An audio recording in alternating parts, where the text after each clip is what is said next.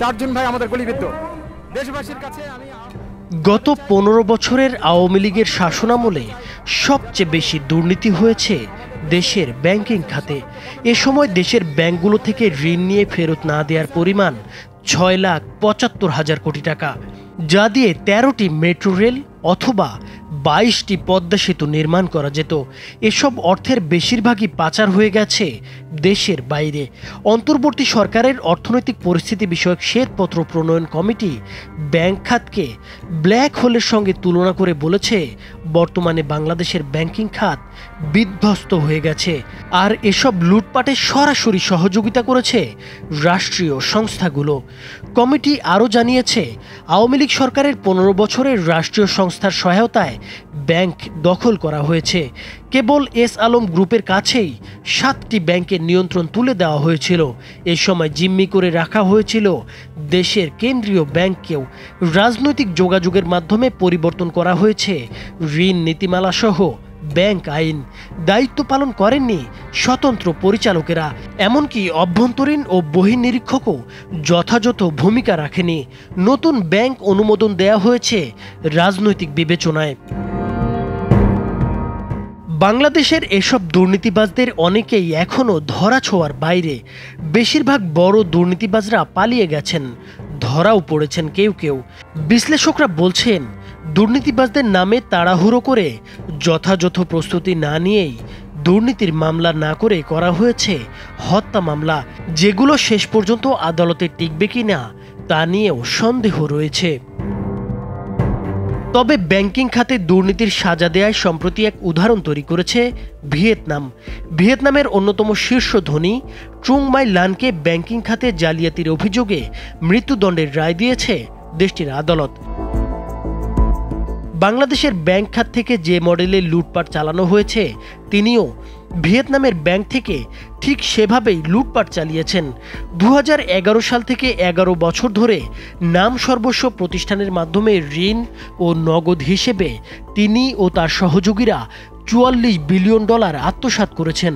২০২২ সালে তাকে গ্রেপ্তারের পর শুধু তার বাসার বেসমেন্ট থেকেই উদ্ধার করা হয় $৪ বিলিয়ন।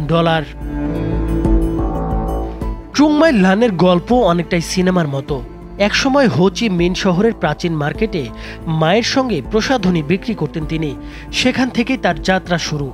ধীরে ধীরে নিজের ব্যবসা বড় করেন, এরপর নেমে পড়েন জমি ও সম্পত্তি কেনাবেচার ব্যবসায়। ৯০-র দশকে বিভিন্ন হোটেল ও রেস্তোরাঁর মালিক বনে যান তিনি। ট্রুং মাই লানের জীবনের বড় পরিবর্তন আসে ১৯৯২ সালে। হংকংয়ের বিনিয়োগকারী এরিক চুয়ের সঙ্গে পরিচয়ের পর তারা বিয়ে করেন, পরে প্রতিষ্ঠা করেন একটি আবাসন কোম্পানি। ২০১১ সালের মধ্যে হো চি মিন শহরের শীর্ষ ব্যবসায়ীদের একজন হয়ে ওঠেন তিনি। ভিয়েতনামের একটি শীর্ষ ব্যাংক সাইগন কমার্শিয়াল ব্যাংকের সঙ্গে দুটি আর্থিক প্রতিষ্ঠানের একীভূতকরণের প্রক্রিয়ায় যুক্ত হয়ে যান। এই ব্যাংকই পরবর্তী সময়ে তার ক্ষমতা এবং বিতর্কের প্রধান উৎস হয়ে ওঠে। আইন অনুযায়ী ভিয়েতনামে কোনো ব্যক্তি ব্যাংকের সর্বোচ্চ ৫% শেয়ারের মালিক হতে পারেন, কিন্তু বেনামি কোম্পানির মাধ্যমে ট্রুং সাইগন কমার্শিয়াল ব্যাংকের ৯০% শেয়ার দখল করে নেন। ২০১১ থেকে ২০২২ সাল পর্যন্ত তিনি ও তার সহযোগীরা এই ব্যাংক থেকে প্রায় $৪৪ বিলিয়ন আত্মসাৎ করেছেন, যার মধ্যে $১২ বিলিয়ন আত্মসাৎ ইতোমধ্যে প্রমাণিত হয়েছে। অভিযান চালিয়ে তার বাড়ির বেসমেন্ট থেকে উদ্ধার হয়েছে $৪ বিলিয়ন নগদ অর্থ, যা ভিয়েতনামের ইতিহাসে নজিরবিহীন।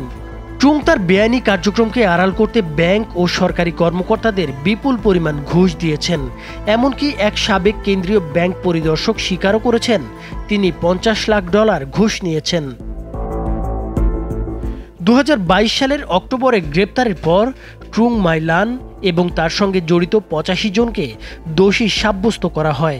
বিচারে ট্রুং মাই লানকে মৃত্যুদণ্ড, তার স্বামীকে ৯ বছরের ও ভাতিজিকে ১৭ বছরের কারাদণ্ড দেওয়া হয়। পরবর্তীতে আরেক মামলায় প্রতারণা ও অর্থ পাচারের অভিযোগে তাকে আজীবন কারাদণ্ড দেওয়া হয়েছে। বিশেষজ্ঞরা বলছেন, এই ঘটনা থেকে বাংলাদেশের শিক্ষা নেয়ার আছে। বাংলাদেশের ব্যাংকিং খাতেও এরকম অর্থ আত্মসাতের অনেক ঘটনা ঘটেছে। তবে ভিয়েতনামের মতো কঠোর শাস্তি না থাকায় অনেক দুর্নীতিবাজ রয়ে গেছেন ধরাছোঁয়ার বাইরে। ভিয়েতনামের উন্নতির পেছনে কড়া আইন একটি বড় কারণ।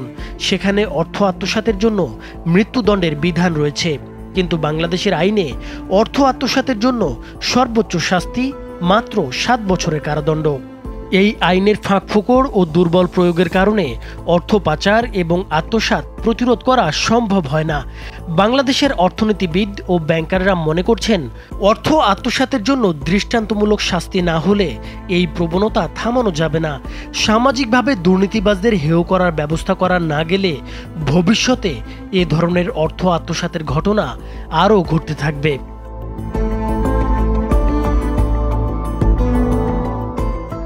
নাইমুর হোসেন, মাছরাঙা টেলিভিশন।